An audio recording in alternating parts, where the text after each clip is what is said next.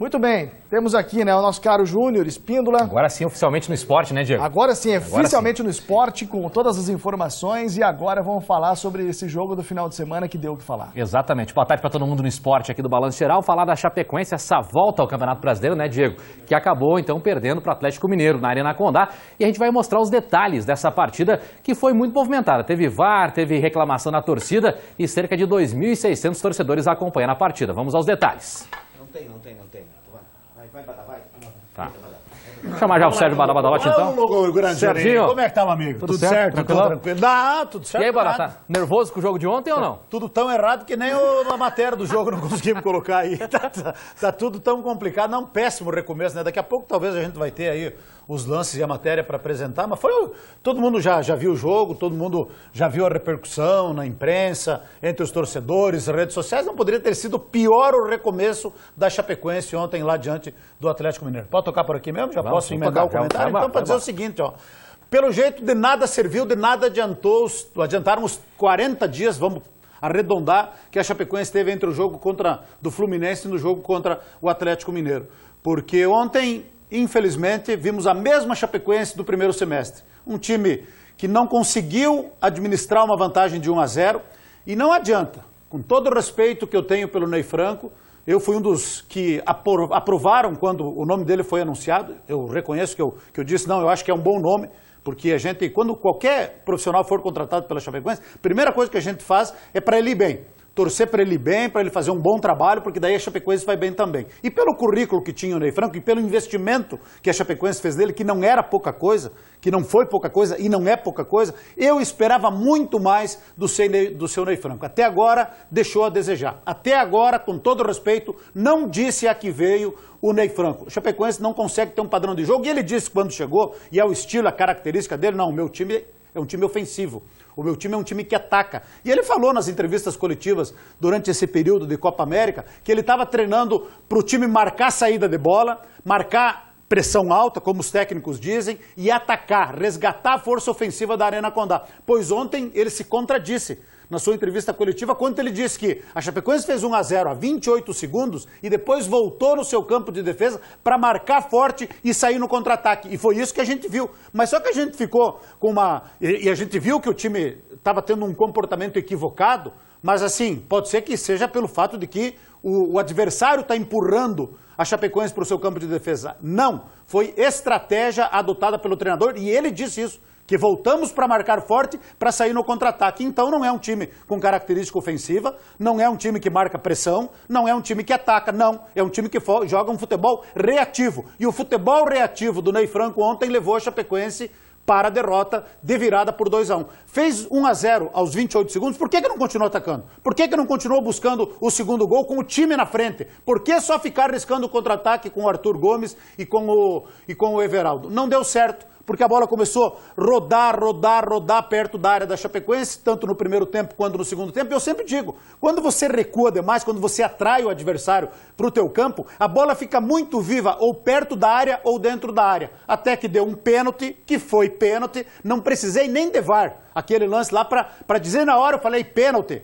Não adianta colocar os braços atrás e colocar os braços desse jeito assim, ó, ou assim, colocar os braços atrás assim. O Douglas foi com os braços abertos, a bola bateu no braço aberto, é pênalti. Como foi pênalti para a Chapecoense também no lance do Leonardo Silva. Ah, mas estava com o braço apoiado, não. Braço apoiado tá quando o jogador está com a mão no chão. O Leonardo Silva não estava com a mão no chão. O Leonardo Silva estava com a mão erguida. Então a bola bateu no braço dele, ele tinha que dar pênalti. Ele e toda a equipe de VAR. Mas o árbitro é atrapalhado mesmo.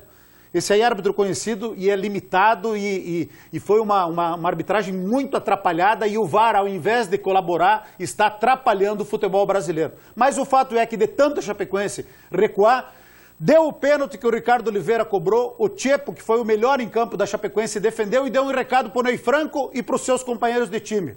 Deu um recado entre aspas, dizendo assim, ó, eu fiz o milagre, eu peguei o pênalti, agora vamos começar a jogar, agora vamos para cima dos homens, vamos tirar essa bola daqui de perto, porque senão eles vão empatar o jogo. Mas não, Chapecoense continuou recuada, aí uma falta desnecessária do Márcio Araújo na intermediária, o Otero, a gente sabe, tem boa bola parada, Será que não se deram conta de que quando o Otero vai bater a falta tem que ter alguém marcando o rebote do goleiro? Porque as faltas do Otero é sempre muito difícil. E não deu outra. O Tiepo fez outra defesa difícil. Entraram 5 jogadores do Atlético. 5 jogadores do Atlético contra 1 da Chapecoense. Aí o zagueiro, Maidana, completamente livre, fez o gol do empate. Daí o que fez a Chapecoense? Daí o que fez o Ney Franco? Aí não. Opa, agora vamos ter que atacar. Agora vamos ter que reagir no jogo. Agora vamos ter que ir pra cima. E foi pra cima. E aí teve um gol perdido pelo Gum, teve o pênalti que para mim aconteceu no Leonardo Silva que não foi marcado e a bola viva a todo momento perto da área do Atlético Mineiro. Mas por que não continuou assim quando ficou 1-0?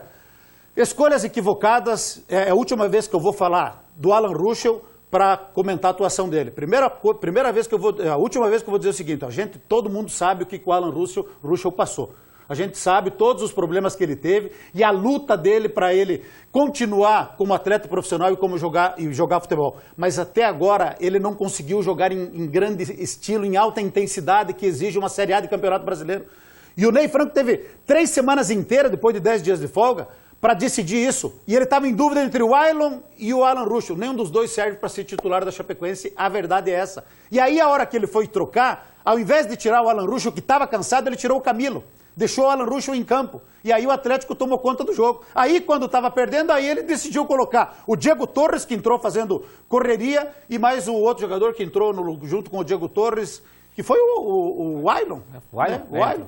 Entrou o Augusto no lugar do Camilo, quando eles iriam entrar no lugar do Alan Ruschel, e aí depois colocou o Ailon e o Diego Torres. O Diego Torres entrou muito bem. O Ailon, de novo, entrou muito mal. E aí não teve mais tempo para reação, equivocadas as escolhas do técnico Ney Franco, todo respeito a ele, arbitragem ruim, não poderia dar outra coisa que não fosse uma derrota para o Atlético Mineiro e continuando na zona de rebaixamento. Então, gente, se nós já estávamos preocupados antes da parada da Copa América, depois da derrota para o Fluminense, nós tivemos uma esperança de que com todo esse tempo de preparação, que eles queriam tanto esse tempo de preparação, o time fosse melhorar. O time fosse reagir, não demonstrou poder de reação, cometeu os mesmos erros, o mesmo futebol de antes da parada da Copa América e aquilo que gera preocupação aumentou ainda mais depois da derrota de ontem. Vamos ver os lances aí, Balaguara? Os gols aí, enfim, os lances, como foi essa partida de Chapecoense e Atlético Mineiro, derrota do Verdão. Acompanhe com a gente. Chapecoense e Atlético Mineiro fizeram um jogo sem roteiro definido. Uma partida de muita reclamação e com emoção do começo ao fim. E a primeira emoção saiu logo aos 27 segundos. O artilheiro Everaldo recebeu o cruzamento de Eduardo e tocou de cabeça no canto direito do goleiro Cleiton para abrir o placar. Depois disso, o Atlético Mineiro cresceu e criou diversas oportunidades que acabaram nas defesas do goleiro Tiepo. No segundo tempo, o árbitro de vídeo entrou em ação em 2 oportunidades. Na primeira, para marcar um pênalti a favor do Atlético Mineiro. Depois de cruzamento de Maicon, a bola bateu no braço do zagueiro Douglas. Depois de muita reclamação atleticana e de consulta na tela do VAR, o árbitro Marcelo Aparecido Ribeiro de Souza demorou 2 minutos para anotar o pênalti. Ricardo Oliveira bateu no canto esquerdo e Tiepo defendeu. Só que aos 34 minutos, depois de cobrança de falta de Otero, Tiepo espalmou e no rebote, o sistema defensivo da Chape dormiu, ao contrário de Iago Maidana, que aproveitou para empatar o jogo. A Chapecoense ainda criou várias oportunidades para marcar, com o zagueiro Gum, Everaldo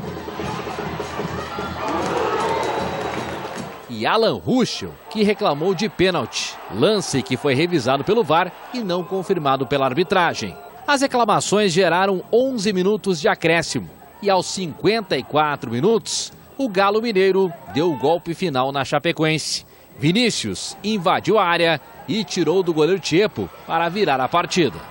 Placar final, Atlético Mineiro 2, Chapecoense 1. E a noite terminou da forma que o torcedor não queria. Chapecoense perdendo de virada em casa para o Atlético Mineiro e amargando o Z4 com apenas 8 pontos ganhos. Primeiro peso em relação à pontuação, né? Então a gente poderia aqui hoje, com a vitória, sair de zona do rebaixamento, inclusive até dar uma afastada da zona de rebaixamento. O próprio empate, né, nos tiraria desse. Então o primeiro peso é o peso de pontuação, você olhar para a tabela, né? Logicamente que isso tem interferência no lado emocional, no comportamento do nosso dia a dia, né? A pressão ela é maior. Acho que a gente deixou escapar essa vitória, então acho que a gente entrou no segundo tempo um pouco, a equipe do Atlético dominou a gente, então é um resultado que a gente não gostaria. A gente fica muito triste porque a gente se cobra, né, cara, no dia a dia, que a gente sabia que esse jogo ia ser muito importante e acabou que a gente não conseguiu sair com a vitória, mas agora não tem o que fazer, tem que lamentar muito hoje, viu?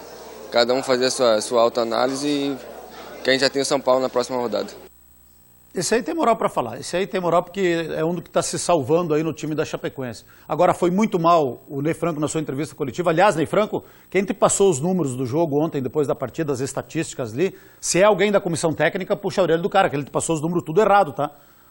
O Atlético foi melhor em todos os critérios, todos, finalizações, escanteios, tudo, posse de bola, tudo. E você disse que a Chapecoense, os números comprovam que a Chapecoense foi melhor. Não, quem te passou os números te passou equivocado.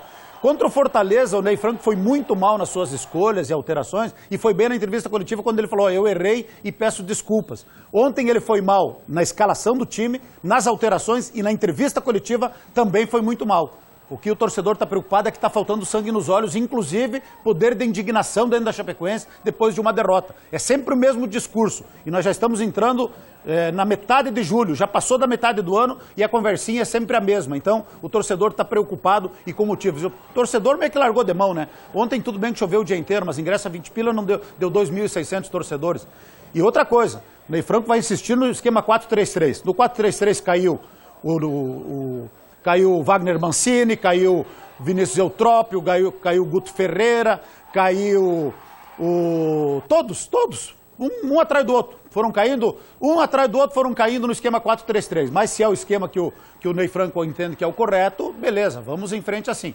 Agora, teve 3 semanas, 10 dias de descanso, 3 semanas para preparar o time, não deu resultado, agora tem uma semana para pegar uma barbadinha fora de casa, que é o São Paulo. Agora, tem que entender o seguinte, são 10 jogos, 8 pontos marcados. De 30 pontos marcados, 8 somados. É para o torcedor ficar preocupado. Então, verdiote, seu Ney Franco, porque, olha, a coisa está complicada.